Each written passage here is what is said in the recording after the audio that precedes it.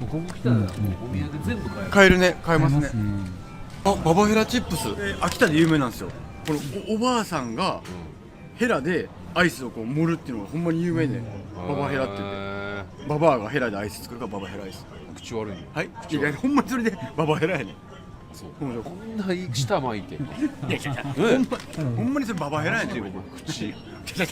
ババヘラってほんまにそうやねん。口臭いな。いや口臭いんかい。